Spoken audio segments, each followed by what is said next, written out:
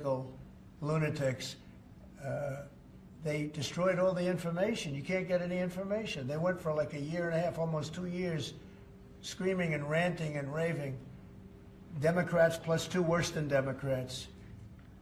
You had Cheney, Liz Cheney, and crying Adam Kinzinger. Crying Adam. Every time I looked at him, he was crying. The guy was a crier. But you can't do that. You just can't do that. So we're going to find out a lot. I think we're going to find out a lot. These last 3 or 4 have been they've been very, very interesting. We'll see what happens. Sir. But I don't think a president should be allowed to use an auto pen when they're signing very, important legislation. I think a president should sign it, not use an auto pen. And we're going to find out whether or not he knew what the hell he was doing. I'm sure at this point he'll say, I signed it. They'll tell him what to say. But to give pardons to people that destroyed all the information. If you destroyed information on a civil case, just a civil case, not a criminal case, a civil case, they put you in jail for that. And they found out that Pelosi was the one that was in charge of the security of the Capitol, and she knew all about it, and she admitted her guilt to her daughter, who was a movie documentary person. I'm sure her daughter's not too happy about that. I'm sure Crazy Nancy's not too happy. But we found out all the things, everything. And we go for the information. Sir, we've destroyed all of that information. If I haven't destroyed it, I wouldn't be sitting here right now. I guarantee you that. I'd be sitting someplace else. So I think it's something that we should really look at, because that's so important. The whole concept of an auto pen, because whoever's, auto pens are run by somebody. Whoever ran the auto pen was president of the United States. And I would be willing to bet that Biden didn't know, probably didn't know anything about any of it. Very dangerous, very dangerous. So you're going to check that out, right? Yes, please? sir. We're working on it right now, sir. This is just another proclamation, sir, declaring National Crime Victims' Rights Week. You've obviously made it a major priority of your administration to track down and at times deport criminals who have committed violence on our streets, who have victimized so many people. This is an annual proclamation that hopefully gets Americans to remember that when crimes occur, there are real victims, there are real people who are affected, and there are people who suffer as a result. Okay, it's very important. Thank you. I just want to add, so we're working very hard with Democrats, the governor, with Matt Hall, with a lot of transportation, Sean, and all of the people trying to keep Selfridge Air Force Base open, strong, thriving, and I think we're going to be successful, Governor. I think we'll be very successful at that. We've gotten some good feedback from Pete Hegseth and Department of Defense, and they're talking about F-16s, they're talking about F-35s, et cetera. That it's a great piece of property, it's a great location, and it's a great step. So I think we're going to come back with a very good answer. We're also working on a certain fish that's taken over a beautiful lake called Michigan, right? And that's a tough one. That's a tough one. It's very. Do you want to just talk about that? Sure, Mr. President. Yeah. First of all, I want to thank you for caring so much about Michigan. We've been working a long time. We couldn't get Joe Biden to do anything about either one of these issues, particularly Selfridge Air Force Base. It'll be critical to Michigan's economy and our security when you're able to deliver us another mission there. But on the Asian carp, for years, when Obama was there, we could never get anyone to do anything about this invasive species that's going to destroy our Great Lakes. You know how important recreational fishing and so much of that is to our state. Because of your work, we're hopeful that we'll get a solution there and we'll get that barrier built so we can protect our Great Lakes. So thank you, Mr. President. And they're very powerful fish. I mean, I see them, they jump out of the water, they jump at the fishermen. I mean, I've never seen anything like it. And has this gotten into any of the other lakes yet? Because you would think it would be pretty easy because they're all sort of connected. Hey, Governor? It's why we're working so hard to make sure that, we work with the Army Corps and erect a barrier so that the Asian carp can't get into Lake Michigan. It'll devastate the ecosystem, the economy, tourism, and it's 20% of the world's fresh water is in the Great Lakes, Mr. President, which is why it's so important that as a nation, we protect the We better pristine stop it waters. now. Yep. And, you know, all of a sudden, I assume the lakes are all interconnected, right? Yeah. So at some point, they're going to be in the other lakes. And so we're going to work hard on that. I spoke with the Army Corps of Engineers, and they have a method. It's a pretty gruesome method, but it's a method. And I think they know what to do. So we're going to work on that very hard. And thank you, Governor, very much.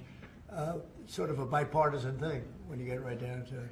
Yep. It's a very expensive thing, actually. It costs a lot. I looked at the numbers. I said, well, but we have to save Lake Michigan because these fish, they eat everything in the way, including the other fish. They eat everything. Are people endangered by the fish at all? I think I mean, they're gonna eat all the fish there, we won't be able to fish anymore, and that's a big deal in Lake Michigan. There's a lot of fishing, recreation, so it's gonna be a problem there. But you're right, it's bipartisan, sir, but you're the one taking action on these issues. We couldn't get Biden to do it on Selfridge. This thing has been delayed for, 15 years where we were trying to do it. It started under Obama where we were trying to do it. He wouldn't do anything about it. So we appreciate you paying so much attention to this and taking action, Well, I sir. would, and the governor, in all fairness, called me about it. I had seen it, and she called me, and John James called me. And, we spoke with your office, and it's, you know, I want to put that down. Really is bipartisan. It's great to see it, actually. It's great to see that, and that includes Selfridge too. And we're going to get it done, and we'll all stand there together and cut a ribbon. Okay, Gretchen? Good. That's good. Thank you very much. It's. I'm glad you brought it up, and I'm glad you brought it up, Matt. Appreciate it. And I know you two get along pretty well, right? About 70% of the time, which is pretty good. I think you do. All right, good. We'll have something to celebrate pretty soon, so pretty sure about that, okay? Thank you, Gretchen, very much. Okay, do you have any questions? Mr. President, where does the TikTok deal stand, given what we've seen, the tariffs Well, in it's moving China? along, but obviously I would say right now China's not exactly thrilled about signing it. We have a deal with some very good people, some very rich companies that would do a great job with it, but we're going to have to wait to see what's going to happen with China. So, Mr. President, still on the table? no, it's on the table very much. I think China's going to want to do it, actually. President, Can you explain more of what you believe is the end game with China? Are you waiting for President Xi to blink? How do you think this is all going to be resolved? Look, for years we've been ripped off and taken advantage of by China and others, in all fairness, but by China, that's the big one. And it's just one of those things. You know, we're making $2 billion a day right now, this country. $2 billion a day with tariffs. And they were making $2 billion a day. We'll be making more. Now when you see what happened today, I don't know if it's still there. You know, I looked an hour ago, but we were up like close to 3,000 points. Nobody's ever seen a day like that. I think that's a record, isn't it, fellas? Definitely. Is that a record? Who would have thought we were going to have a record like that after watching? But because the geniuses of the world, they get it. Our country's very strong. We were left a very, very weakened country, both economically, financially, because of all of the tariffs and all of the other companies just raiding us and ripping us off, and also at the border where 21 million people were allowed to come in. Many of those people were criminals. And but the people that do this for a living, and some of them are very smart and some of them aren't smart at all. But these guys are very smart, and my group is very smart. My whole group is smart. And you've done so amazing on the border. I read the other day that there were 9 people and hundreds of thousands 2 years ago with Biden, and we had 9. We had it down to 9, and they were all let in for medical reasons. They were in bad shape. We let them in for medical reasons, not even for anything else. So you've been amazing. But that's a big thing. I think it's one of the greatest problems that I've never seen anything like it. Open borders, the whole world was emptied out. Prisons from all over the world, from the Congo in Africa, from Africa to Asia, a lot in South America, but it wasn't just South America. Prisons emptied out, and I said it outside with the drivers before, but El Salvador has been amazing, a job that the president's done. He's coming to see me next week, and we look forward to that. But That's really been amazing. Yes. Mr. President, the EU also announced increases in tariffs today. Why Oh, not that's treat? bad timing for them. That's bad timing. Why not? They treat said- everyone- They didn't put them in. No, they threatened Oh, them, I but they think- picked a later date, which our expectation is Oh. it's going to be later still. Okay, good. I'm glad that they held back. You said you were watching the market. If this was the strategy all along to bring them to the table, why did you instruct or advise, or maybe they did it on their own, some of your top aides to say this is not a negotiation, to hold the line, that they were going to hold the line, that you were not going to change Well, your a lot mind? of times it's not a negotiation until it is, and that happens. And, you know, I said outside that you have to have flexibility to do it right, and that's what we have. We brought everybody to the table, and it may not be a negotiation, it may not last. I mean, you know, things may be asked that I think are not fair to us. Look, we've been ripped off by essentially everybody for 35 years. This is not just a new thing. And Roger Penske just left. He's a great gentleman, great man, actually. And he said no other president would have had the guts to do this. And I believe that's right. They wouldn't have done it. They should have done this a long time ago. A long time ago they should have done it. I started it with China. I took in hundreds of billions of dollars in tariffs and taxes from China in my first term. And we greatest ever in the history of our country. But it had to be done. It's something that had to be done.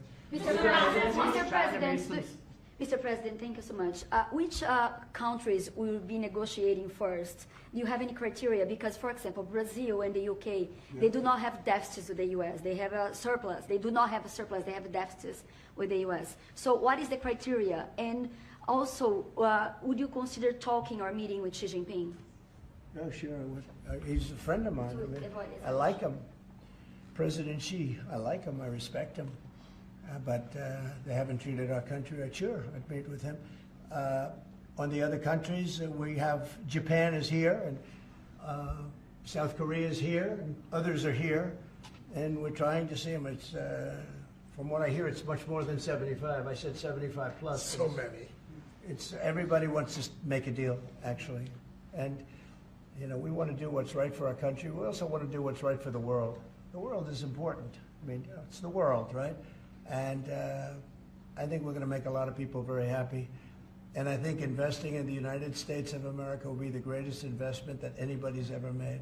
Mr. President, can we still expect to see the sectoral tariffs, so the pharmaceuticals, steel? Is that something you're still considering moving forward Yeah, with? well, I will be because we want them coming back. You know, we realized during COVID that we don't make our drugs and our pharmaceuticals in this country. So I realized that, and it was a big realization. We had to go to China to get drugs. We had to go to other places. I won't even mention the names, but we had to go to other places. We don't make it, and that's because we let them leave. And now if they want to come back, we're going to put tariffs on the pharmaceutical companies, and they're going to all want to come back. They're going to come back. I'm not going to pay them any money like Biden with the chip deal. That chip deal was horrible. They give billions and billions of dollars to chip companies. All they have is money. They have so much money. And they give billions of dollars, and they're just going to keep the money. They're not going to spend it. And the only thing that's going to bring them back is you say, we have a barrier. You have to pay 50% or 100% or 200%. And if they have to pay that, they're going to say, we're not going to pay that. We're going to build here. And that's what happened. We're the biggest, most prestigious chip company in the world, spending $200 to $300 billion.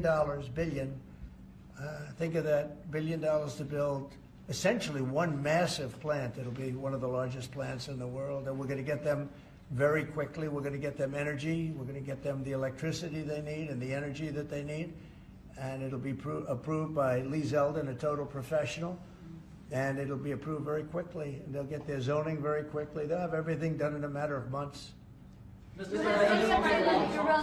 Thank you, sir. You've procured a record amount of private sector investments since your election, $7 trillion. You talked about the importance of all that. Can you talk about how these investments will have a positive impact on families who felt like the previous economy left them behind, and why your executive orders on coal yesterday is so important given the amount of manufacturing that you're ushering back in? Good, thank you. And which is correct. We have I would say more than $7 trillion now, right, of investment coming in. Apple is coming in for $500 billion alone. We have other companies coming in with massive numbers. We have car companies that are coming in. No, we've never seen anything like it. Maybe in the 1940s or 50s or something, but we've never seen anything like it. They had 3 plants canceled in Mexico. Not that we want to hurt Mexico, but we're for us. And that's what my job is. It's not to take care of other countries, but I want to help other countries as much as I can, but we have to take care of America first, and it's about America first. So we have many, many companies coming in that would have never come in if we didn't win the election and then put the tariffs on. And they're coming in because when they build in the United States, there are no tariffs. You don't have to pay any tariffs. So instead of paying 30, 40, 50% or 25%, but it could go a lot higher in some of the industries. So we have steel mills right now.